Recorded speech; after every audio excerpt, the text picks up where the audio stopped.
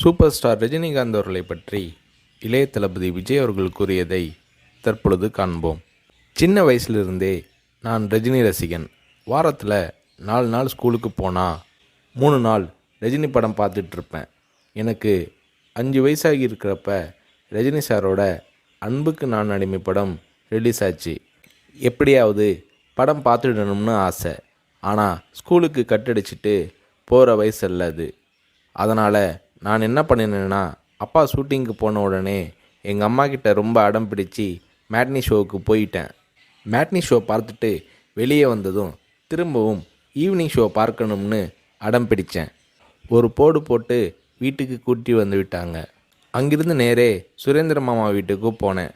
அவருக்கு நான் செல்ல பிள்ளை. என்னடா திடீர்னு வந்திருக்குன்னு கேட்டார். அன்புக்கு நான் அடிமை படம் பார்க்கணும்னு சொன்னேன். என்னடா திடீர்னு வந்து சொல்கிறானாரு. இல்லை, கண்டிப்பாக போகணும்னு சொன்னேன். சரி வா, அம்மா கிட்ட போய் சொல்லிட்டு போகலாம்னாரு.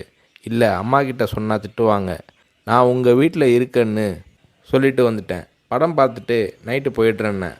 அதே மாதிரி சுரேந்திரர் மாமா கூட போய் 2வது தடவையாக படம் பார்த்துட்டு வீட்டுக்கு வந்துட்டேன்.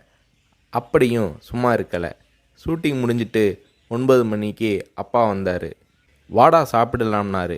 எனக்கு பசி இல்லைன்னு முகத்தை திருப்பிக்கிட்டேன். கோபமாக இருக்கிற மாதிரி நடிப்பு காட்டினேன். இல்லை, சாப்பிட்டு தான் ஆகணும். உன் ப்ராப்ளம் என்னன்னு சொல்லுனாரு. அன்புக்கு நான் அடிமைக்கு கூட்டிகிட்டு போனால் சாப்பிட்றேன்னு சொன்னேன். சாப்பாட்டை பரிமாறிக்கிட்டு இருந்த அம்மா என்னை பார்த்து, அட திருடா, என் கூட வந்து அந்த படத்தை மேட்னி ஷோவில் பார்த்துருக்குற மாதிரி முறைச்சி பார்த்தாங்க. சரி வந்து சாப்பிடுனாரு. சாப்பிட்டு முடித்ததும் நைட் ஷோவுக்கு கூட்டிகிட்டு போனார். உண்மையிலேயே அன்னைக்கு மேட்னி, ஈவினிங், நைட் ஷோன்னு 3 தடவை ரஜினி சார் படம் பார்த்தேன். படம் பார்த்துட்டு வந்ததும் அப்பா கிட்ட ஒரு அன்பு கட்டளை போட்டேன்.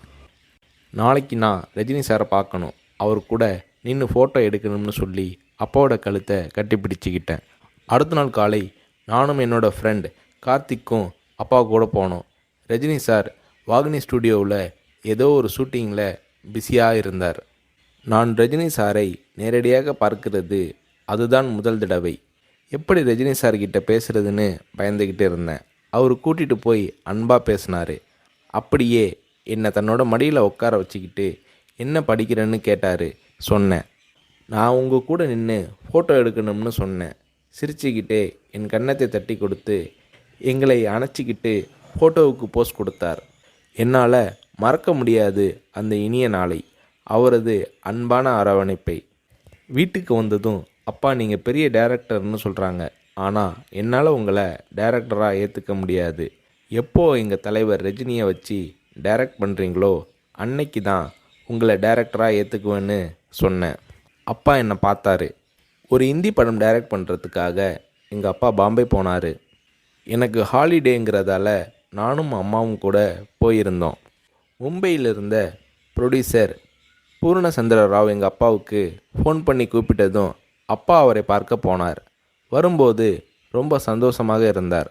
ஹோட்டலுக்கு வந்ததும் என்னை கூப்பிட்டு, விஜய், நான் டைரக்டர் ஆயிட்டேனாரு. ரஜினி சாரை நடிக்க வச்சு டைரக்ட் பண்ண போகிறேன்னாரு. அந்த படம் தான் நான் சிகப்பு மனிதன். நீங்கள் நம்புறீங்களோ இல்லையோ, அந்த படத்தை நான் 17 தடவை பார்த்தேன். நடிக்கணும்னு ஆசைப்படுறியே, உனக்கு நடிப்பை பற்றி என்ன தெரியும்னு எங்கள் அப்பா கேட்டதும் உடனே அப்போதே ஒரு சீன் நடித்து காட்டினேன். அது என்ன சீன் தெரியுமா? அண்ணாமலை படத்தில் ரஜினி சார் பேசிய பெரிய டைலாக் சீன். நான் ரஜினி ரசிகனாக இருந்ததால் அவரோட பல வசனங்களை மனப்பாடம் பண்ணி வச்சுருந்தேன். அதில் ஒரு வசனம் தான் எனக்கு உதவியது.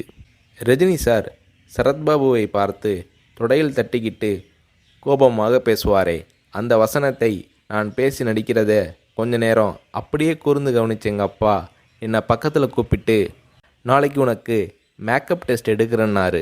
அவர் அந்த வார்த்தைகளை சொல்லி கை குலுக்கியதும் எனக்கு சிறகு முளைச்சி ஆகாயத்தில் பறக்கிற மாதிரி எல்லையில்லாத மகிழ்ச்சி பொங்கியது என்று நடிகர் ரஜினி அவர்களை பற்றி இளைய தளபதி விஜய் அவர்கள் கூறுகிறார்.